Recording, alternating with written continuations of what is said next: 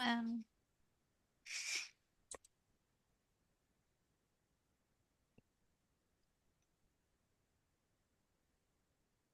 I will give it at least 2 more minutes to see if anybody else joins before we go ahead and start.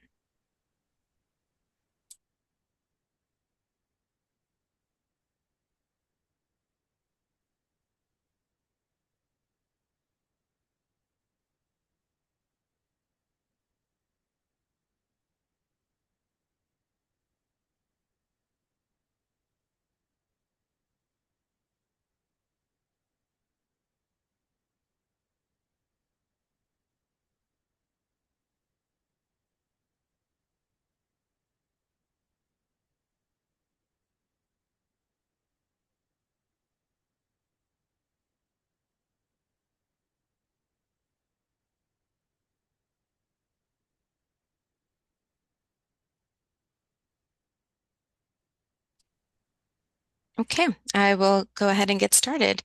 First of all, I just wanted to say thank you and welcome to our application conference for our HUD CoC funding for Pinellas County. Thank you, everybody, for joining us today. We will be going through the general overview of what is the process of our HUD funding application. We're going to have two different presenters and myself as well. We have Susan Pruchot, who's with us, and also as well as Sherry Haltzbacher, who will be also presenting the slide deck as well. So thank you everybody for joining us. Megan, can you please share the PowerPoint so we can get started? This is also being recorded, so if you've missed anything or you had to step away, you can get the recording and we can follow up with that.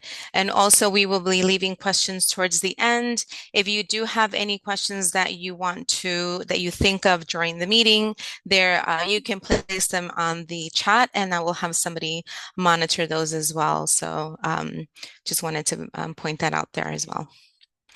Okay, next slide, please.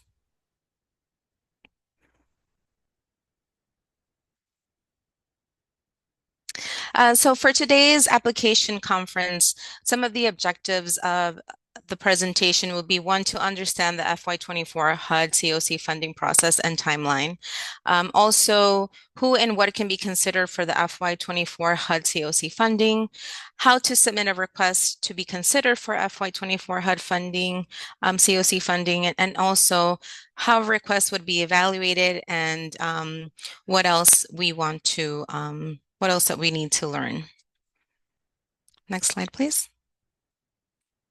So just to kind of give you an overview of the funding process, the first process would be releasing the HUD NOFO notice of funding availability, or better known as NOFO. HLA, our entity would release the request for applications, or the RFA, for renewal and new projects, which we've done. There would be a review and rank committee who will determine the ranking and funding recommendations for the projects. The CoC Executive Committee will approve this committee, and also, the review and rank process and the applications to be considered. It would be presented to them, and they would go ahead and do the approvals for submission. HLA, as a lead agency, will submit the applications to HUD, and HUD will then select projects for funding. So that's typically how the timeline would follow, or the overview process of the application. So with the local funding competition timeline, uh, there's some dates there that are still to be determined, but overall, this is the flow or the time frame that we're looking at. Requests for applications were issued on August 9th. We are having the application conference today. The deadline for questions is August 27th at 10 a.m. And then there would be a proceeding code of silence that will begin at 10:01 a.m. on that day. New project applications and renewal to intent to renew forms will be due August 30th.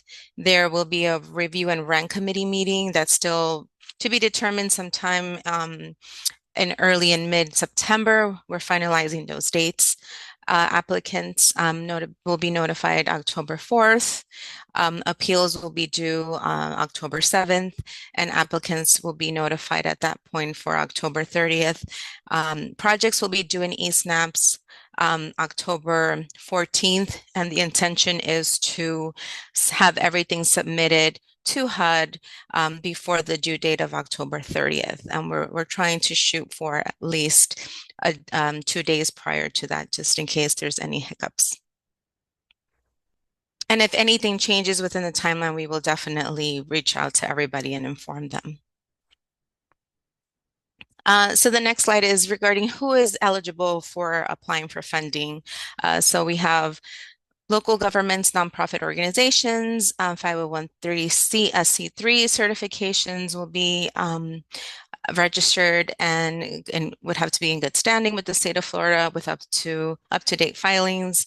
We have to be registered with SAM.gov and available to obtain federal unique entity identifiers. And also, well, this was formerly the DUNS number, but now is the EIN number. This is kind of the criteria for you to be able to apply.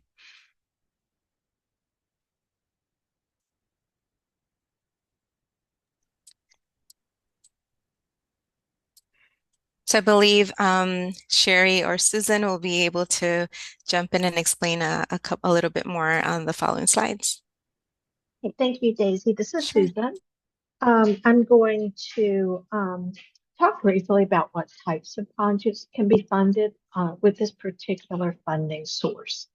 There are two kind of general buckets. There are new projects, that is, projects that have not been funded by HUD CoC funding last year, and then renewal projects. For the new projects, we can, HUD CoC funding can be used to fund rapid rehousing projects, permanent supportive housing projects, so that's for people who have long-term homelessness and disabilities, joint transitional rapid rehousing projects, and then HMIS and coordinated entry. So briefly, rapid rehousing provides time-limited rent assistance and support services that are client-driven. Permanent supportive housing provides supportive services, and rent assistance is not time-limited. Joint transitional rapid rehousing combines a short-term transitional housing with rapid rehousing. One of HUD's requirements for the joint component type of project is that there must be at least twice as many rapid rehousing slots as there are transitional housing slots or shelter slots. So if you have 10, say, beds in transitional housing, HUD expects you to have at least 20 rapid rehousing opportunities. And that is to encourage people to go directly out of homelessness into rapid rehousing without having to go through transitional housing first. And then HMIS and coordinated entry are projects that would be submitted by HLA because they are the COC's HMIS and coordinated entry leads. In addition to new projects, there are renewal projects, and you know who you are. You were funded last year with HUD CoC funding for rapid rehousing, PSH, transitional joint, safe haven, or HMIS and coordinated entry. If you have any questions about any of those project types, just put that in the chat and we can come back and answer some questions a little bit later. Now let's look at the next slide, which gives a kind of an overview of what cannot be funded with this particular funding source. And that would include outreach, street outreach, emergency shelter, standalone transitional housing, that is transitional housing that's not part of a TH rapid rehousing kind of project. And then programs for people who don't meet HUD's very specific definition of homeless. So examples of that would be people who are unstably housed and they need prevention assistance, but they are not homeless, or youth in foster care. So those are some examples of programs that would not be eligible for this particular type of funding. If you have that kind of program, it can be funded out of alternative funding sources, but not this particular one. Again, if you have questions, put that in the chat and we can come back to that. Now, I know that as this slide shows, one of the most important questions you're probably asking is how much money is there available and what can I apply for? Well, we don't know that yet because HUD has not provided the funding amounts for any of the COCs. So all of the to be determined dollar amounts here will be, HUD expects to release those numbers next week. So as soon as HUD releases the report that says how much funding is available, that will be updated in the request for applications on the HLA website. But generally speaking, renewing projects can submit a request for the same amount that they got last year. That would be what's shown on the grant inventory worksheet that's issued by HUD. And the sum of all of those renewal projects is equal to what HUD calls the annual renewal demand. So if you're renewing a project, you would submit for your same amount that is contracted for last year or for the current year. Note, however, that funding can be reallocated away from renewal projects to help fund new projects. And this determination is usually made by the Review and Rate Committee during their deliberations. So let's say you had $500,000 in your grant in the last contract period, which is this year. The Review and Rate Committee could choose to take, say, $20,000 or $50,000 away from your project in order to fund a new project. So just be aware that the annual renewal demand is not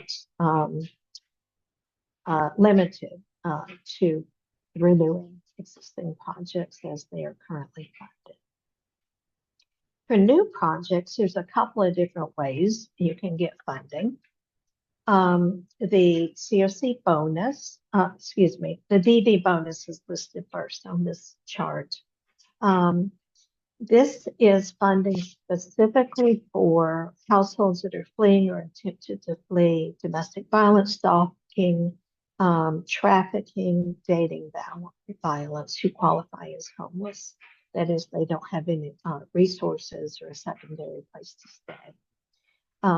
The specific definition of that is in the NOFO and in the regulations. So only projects specifically targeting DV households can apply for that money. The CoC bonus money, which is a separate pot of money, and again, we don't know the amount, but that can serve any population. And I saw a question in the chat. Is that just for chronically homeless households? No, it's not. It can be for kind of a vanilla rapid rehousing project that would serve anyone referred through coordinated entry as needing rapid rehousing, a rapid rehousing placement. CoC bonus money can be used for HMIS, coordinated entry, rapid rehousing, permanent supportive housing, or joint THRRH. In addition, as I mentioned previously, if the Review and Rate Committee determines that funding would be better used for a new project than one of the renewing projects, then they can take funding and use that reallocated funding for a new project. And then finally, there's a set aside for what's called a planning grant. And this is funding specifically for the collaborative applicant, HLA, to be used for their work in coordinated your community's response to homelessness.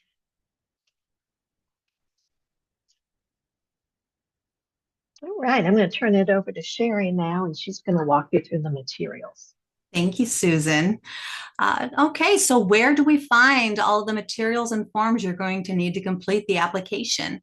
If you look at our website on the homepage of pinellashomeless.org, scroll down, and below the NOFO application announcement, you'll notice all these buttons. And I just want to highlight a couple here, and we'll go over the rest in the next slide. But the first I want to show, viewing the CoC NOFO for your reading pleasure. When you have time at night, you want to review that, that's available for you. And the second button is for everyone. The CoC RFA instructions, it's important to read those very thoroughly, and you'll be able to, it should walk you through everything you need to know. If not, then of course you can always submit questions up to the question reception period. So on the next screen, though, we're going to cover all of the specific materials that you may and forms you'll need in order to complete your specific projects applications. With these, you want to remember to submit any required attachments that are included in these in these forms. So if your project type is for all renewal projects, and like Susan reviewed those a moment ago, if you have a renewal project, you know who you are. Then you will need to click on the 2024 Intent to Renew button, and you will find the information you need there to complete for your application. If it's a new DV specific project, then there are two links on the website. One is the 2024 New DV Bonus Project link, and then also there's a button for 2024 New Project Budget. And then for any new project for any population, not specifically for DV households, there is a button for the 2024 New Housing Project Non-DV Bonus, and as well as a 2024 New Project Budget. So it may be very helpful to come back to this slide and to review which form you'll need to complete for your application that goes along with the project that you are submitting, and to help you choose. Deadline to submit is before 4:00 p.m. on August 30th, 2024. That's a Friday. And you would submit that to our email address here, which is cocnofo@hlapinellas.org. And next slide, unless anyone wants to take that down. Again, all of that information is also on the website, on the homepage, if you scroll down. Okay, so now I'm going to review the review and rank process.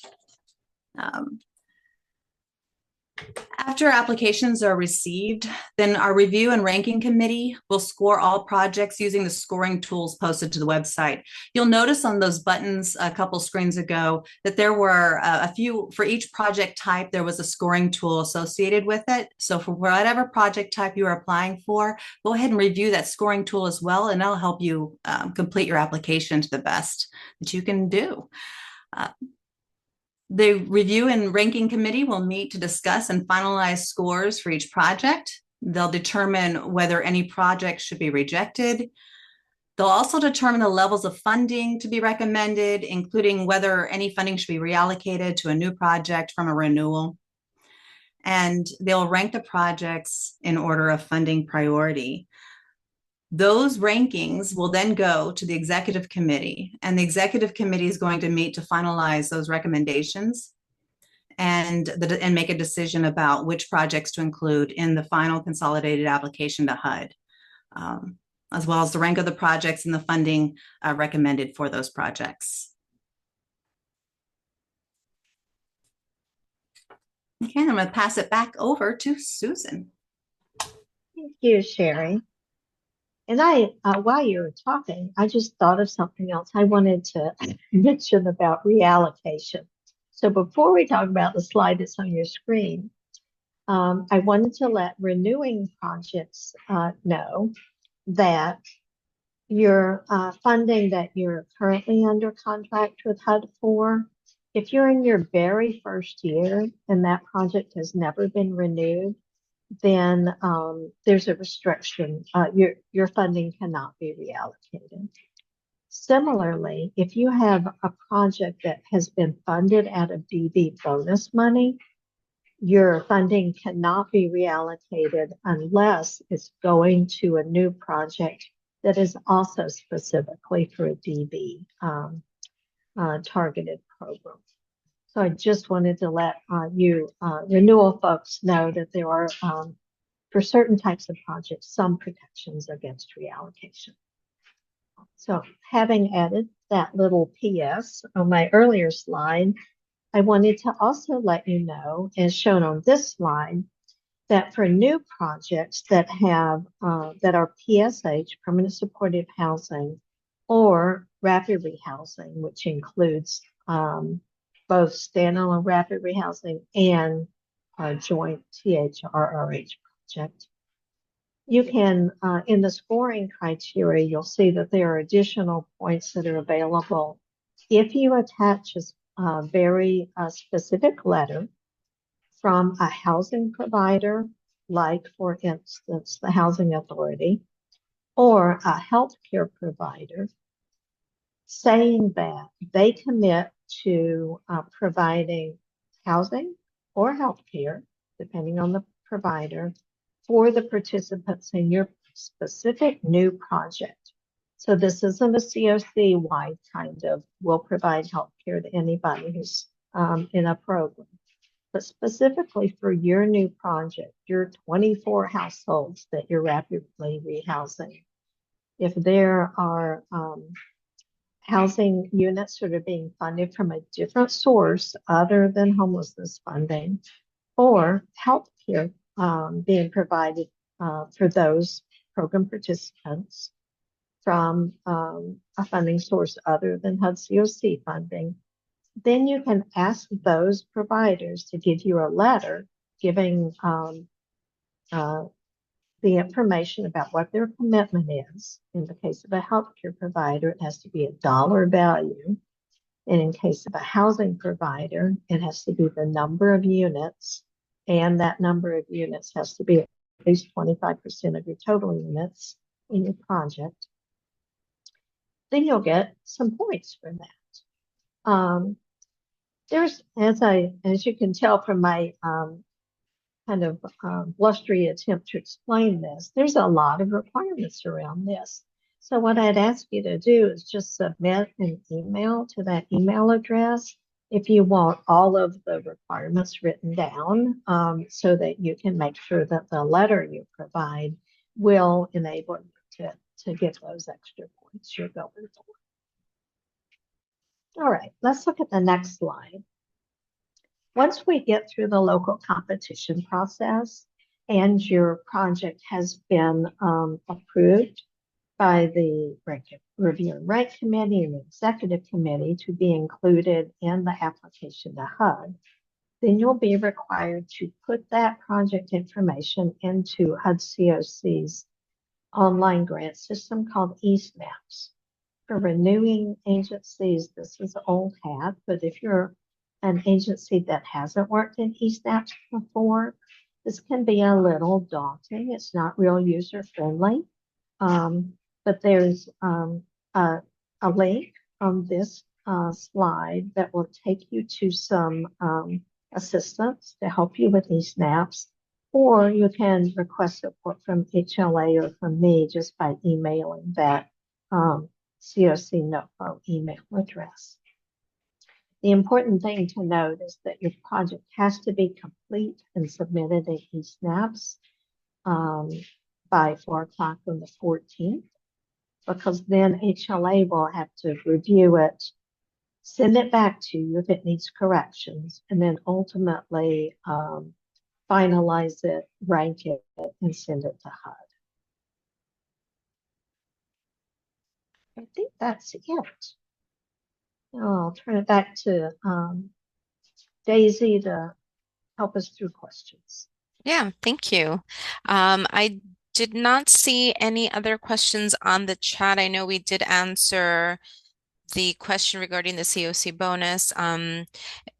thank you, Victoria, for adding the link to the email cocnofo@hlapinellas.org. If you have any questions, you can please go ahead and send that there.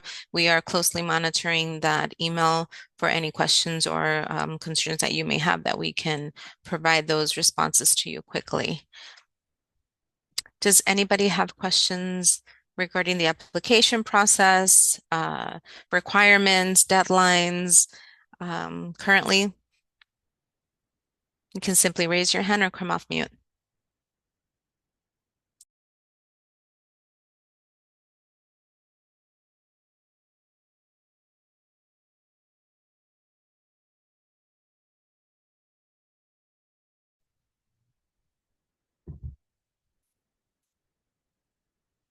Okay, doesn't seem like we have any questions.